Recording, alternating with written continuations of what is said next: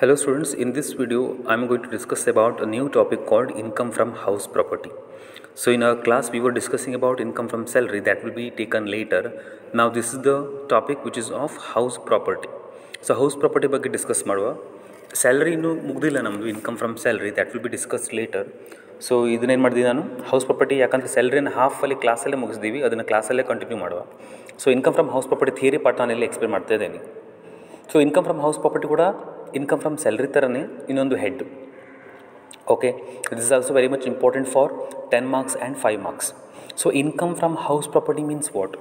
So when you give the house property on rented basis, whatever the rent you get, whatever the income you receive out of the house property will be taken as what? Income from house property.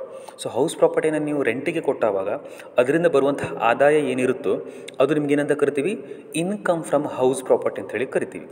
So ಹಾಗಾಗಿ section 22 to 27 of the income tax act 1967 relates to income from house property. So house ಪ್ರಾಪರ್ಟಿಯ income ರೂಲನ್ನು ಯಾವ್ದು ಹೇಳುತ್ತೆ? Income tax ಯಾವ section? Section 22 to 27 ಏನು ಹೇಳುತ್ತೆ? House income from house property ಬಗ್ಗೆ deal ಮಾಡುತ್ತೆ. ಸೊ ಹೌಸ್ ಪ್ರಾಪರ್ಟಿಯಲ್ಲಿ 2 ಟೈಪ್ಸ್ ಬರುತ್ತೆ. ಒಂದು ಸೆಲ್ಫ್ ಆಕ್ಯುಪೈಡ್ ಹೌಸ್ ಪ್ರಾಪರ್ಟಿ, ಇನ್ನೊಂದು ಲೆಟ್ ಔಟ್ ಹೌಸ್ ಪ್ರಾಪರ್ಟಿ. ನೋಡಿ ಇಲ್ಲಿ 2 ಬರೆದಿದ್ದೀನಿ ನಾನಿಲ್ಲಿ, SOP LOP. Self occupied house property, let out house property. Self occupied house property ಅಂತ ಹೇಳಿದ್ರೆ ಅದರಲ್ಲಿ ನಾನು ಉಳ್ಕೊಂಡಿರುವಂಥದ್ದು. ಫಾರ್ ಎಕ್ಸಾಂಪಲ್, ನನ್ನ ಹತ್ರ 4 ಮನೆ ಇದೆ, ಆಯಿತಾ? ಹೌಸ್ ಪ್ರಾಪರ್ಟೀಸ್ಗಳು 4 ಇವೆ, ಅದರಲ್ಲಿ ನಾನು ಒಂದರಲ್ಲಿ ನಾನು ಉಳ್ಕೊಂಡಿದ್ದೀನಿ. ಅದರ ಅರ್ಥ ಏನು? ಆ ಒಂದು ಹೌಸ್ ಏನಾಗುತ್ತೆ? Self occupied by hmm? Self occupied by the owner. ನಾನು ಆ ಮನೆಯಲ್ಲಿ ಉಳ್ಕೊಂಡಿದ್ದೆ, ಅದು ಸೆಲ್ಫ್ ಆಕ್ಯುಪೈಡ್ ಆಗುತ್ತೆ. ಈಗ 3 ಮನೆಗಳನ್ನು ನಾನು ರೆಂಟಿಗೆ ಕೊಟ್ಟಿದ್ದರೆ ಅದೇನಂತ ಕರಿತೀವಿ? Let house property, let out property ಅಂತೇಳಿ ಕರಿತೀವಿ. ಲೆಟ್ ಔಟ್ ಹೌಸ್ ಪ್ರಾಪರ್ಟಿ, ಹಾಗಾಗಿ LOP ಅಂತೇಳಿ ಕರಿತೀವಿ. Let out property, self occupied property. Self occupied ಅಂತ ಹೇಳಿದ್ರೆ ನಾನು ಉಳ್ಕೊಂಡಿರುವಂಥ ಮನೆ. ಲೆಟ್ ಔಟ್ ಅಂತ ಹೇಳಿದ್ರೆ ನನಗಿದ್ದಂಥ 4 ಮನೆಯಲ್ಲಿ 3 ಮನೆ ನಾನು ಬಾಡಿಗೆ ಕೊಟ್ಟಿರ್ತೀನಿ. ಸೊ ಬಾಡಿಗೆ ಕೊಟ್ಟಿರುವಂಥದ್ದನ್ನು ಲೆಟ್ ಔಟ್ ಅಂತೇಳಿ ಕರಿತೀವಿ.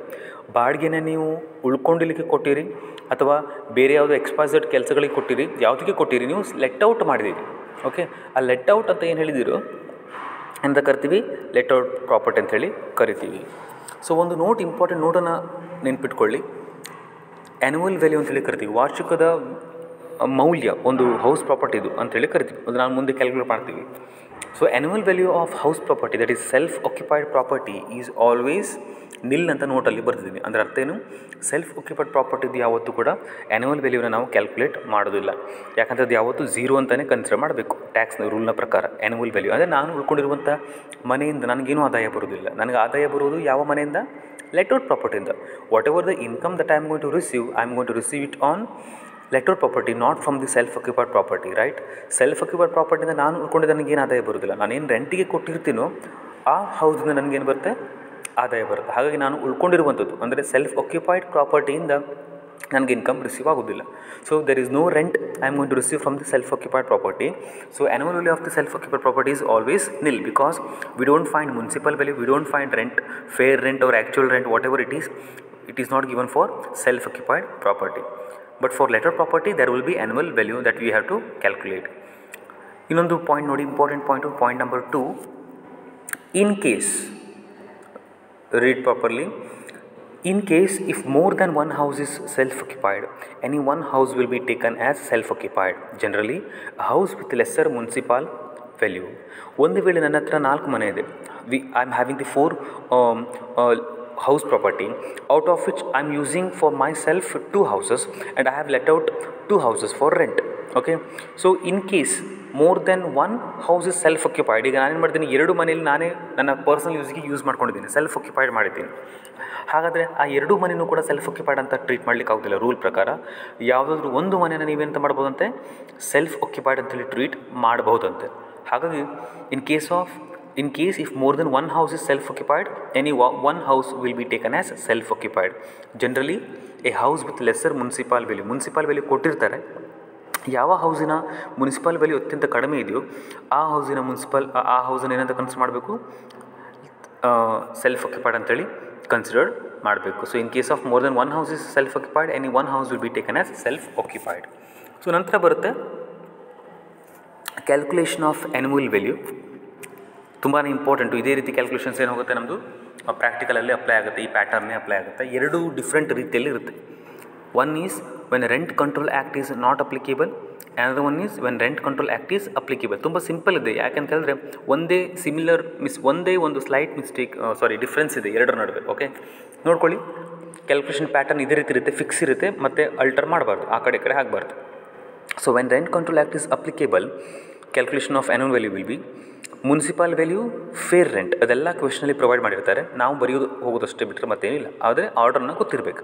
So everything will be given in the question. Our duty is to write down the values in order and you have to follow the pattern. Municipal value, after that you have to take fair rent. So between municipal value and fair rent we have to choose whichever is more. Okay, municipal value ಮತ್ತು fair rent ನಡುವೆ ಯಾವುದಾದ್ರೂ ಒಂದು ವ್ಯಾಲ್ಯೂನ select ಮಾಡಿ, ಯಾವುದು ದೊಡ್ಡದಿರುತ್ತೋ ಅಂದರೆ which ever is more, greater ಅಮೌಂಟನ್ನು ಕೆಳಗೆ ಬರೀಬೇಕು.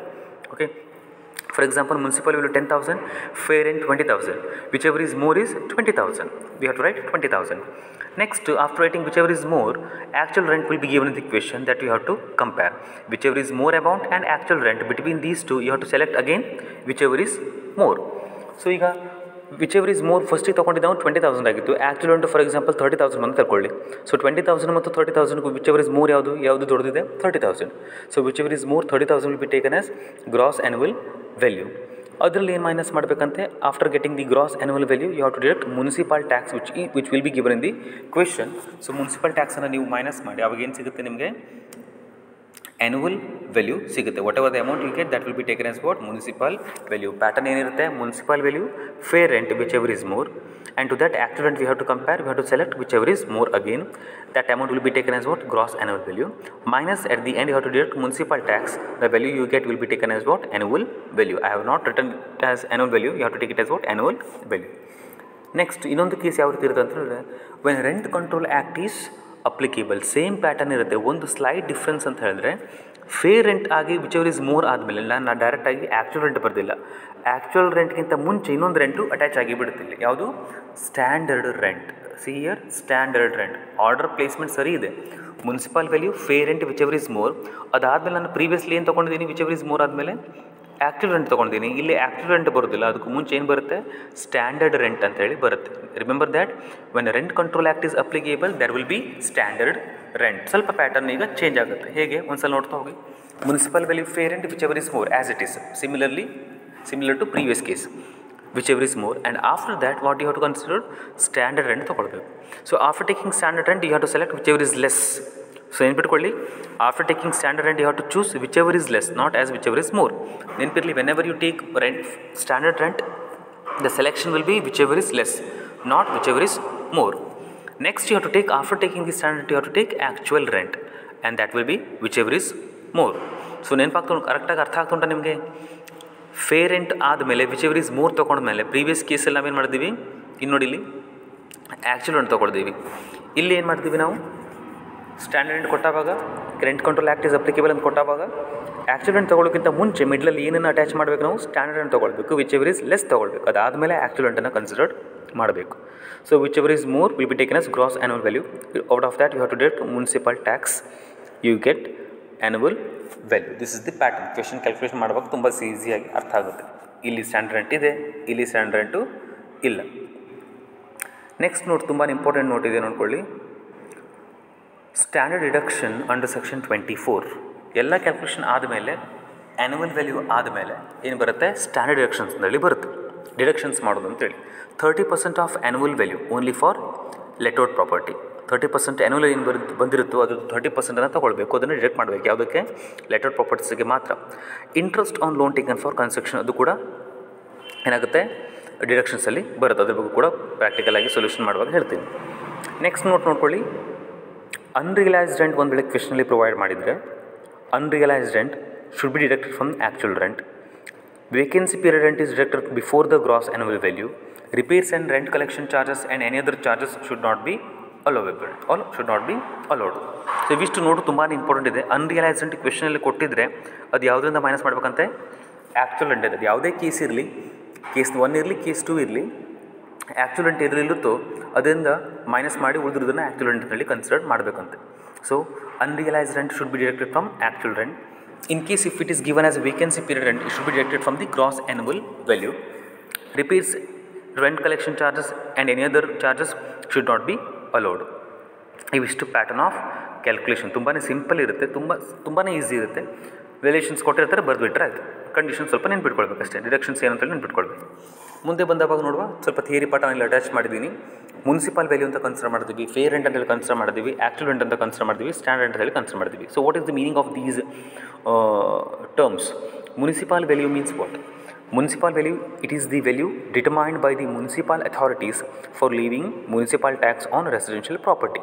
So as per the municipal authorities, municipality ಅವರು ನಮ್ಮ ಹೌಸಿನ ವ್ಯಾಲ್ಯೂಯೇಷನ್ ಯಾವ ರೀತಿ ಮಾಡಿರ್ತಾರೋ, ಯಾಕಂದರೆ ಅವರು ಟ್ಯಾಕ್ಸನ್ನು ಲೆವಿ ಮಾಡಬೇಕಲ್ವ, they have to fix that amount of tax on your house.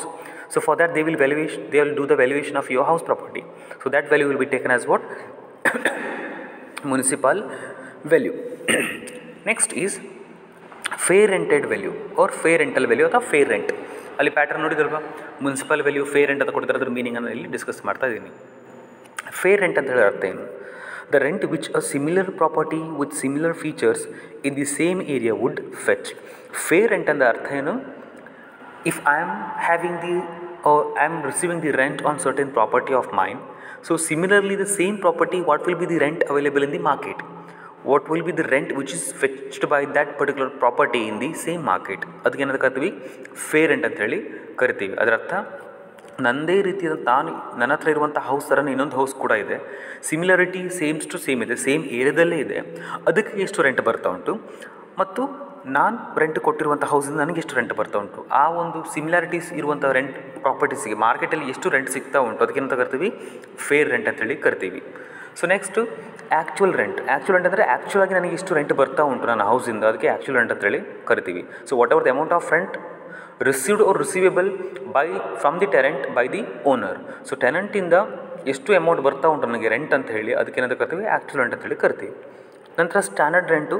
Standard rent ಅಂತ ಹೇಳಿದ್ರೆ the rent which would be permissible under the law to be charge to a tenant. Standard rent ಅಂತ ಹೇಳಿದ್ರೆ ಒಂದು ಮನೆಗೆ ಇಷ್ಟು rent ಅಂತೇಳಿ charge ಮಾಡಬಹುದು ಅಂತೇಳಿ ಆ್ಯಕ್ಟ್ನವರು, ಲಾದವರು ಪ್ರೊವೈಡ್ ಮಾಡಿರ್ತಾರೆ. ಈ ಮನೆಗೆ ಇಷ್ಟು ಮ್ಯಾಕ್ಸಿಮಮ್ ಸ್ಟ್ಯಾಂಡರ್ಡ್ ರೆಂಟ್ ಅಂತ ಇರುತ್ತೆ. ಸೊ ಆ ಒಂದು ರೆಂಟಿಗೆ ಕನ್ಸಿಡರ್ ಮಾಡಿರ್ತಾರೆ. So that will be taken as what? Standard rent. So ಇವೆಲ್ಲ ಏನಿದೆ theory part. Municipal value, fair rent, actual rent, standard rent. Calculation ತುಂಬಾ ಈಸಿ ಇರುತ್ತೆ. ಈ ಪಾಯಿಂಟ್ಸ್ನೆಲ್ಲವನ್ನು ಕೂಡ ನೀವು ಅರ್ಥ ಮಾಡ್ಕೊಂಡಿರ್ಬೇಕಾಗ್ತದೆ ಕರೆಕ್ಟಾಗಿ. ತುಂಬ ಸಿಂಪಲ್ ಇರುತ್ತೆ. This about theory part for income from house property. When rent control act is not applicable, when rent control act is applicable. ಅದು ಹೆಡ್ಡಿಂಗ್ ಅಂತ ಏನು ಕೊಡಲಿಕ್ಕೆ ಹೋಗೋದಿಲ್ಲ, ನಿಮ್ಗೆ ಗೊತ್ತಾಗಬೇಕು. ಸ್ಟ್ಯಾಂಡರ್ಡ್ ರೆಂಟ್ ಕೊಟ್ಬಿಟ್ರೆ ಅಲ್ಲಿ rent control act is applicable, calculations ಮಿಡ್ಲಲ್ಲಿ ಸ್ಟ್ಯಾಂಡರ್ಡ್ ರೆಂಟ್ ಅಂತ ಹಾಕಿಬಿಡಬೇಕು ಅಷ್ಟೇ. ಸ್ಟ್ಯಾಂಡರ್ಡ್ ಡಿಡಕ್ಷನ್ಸ್ ನೋಡ್ಕೊಳ್ಳಿ, 30% of annual value, interest on loan taken for construction. ಇವೆಲ್ಲವೂ ಥಿಯರಿ ಪಾರ್ಟ್ಸ್. ನೆಕ್ಸ್ಟಲ್ಲಿ ಇದ್ರ ಬಗ್ಗೆ ಕ್ಯಾಲ್ಕುಲೇಷನ್ಸ್ ಒಂದು ಸ್ವಲ್ಪ ನೋಡ್ತಾ ಹೋಗುವ.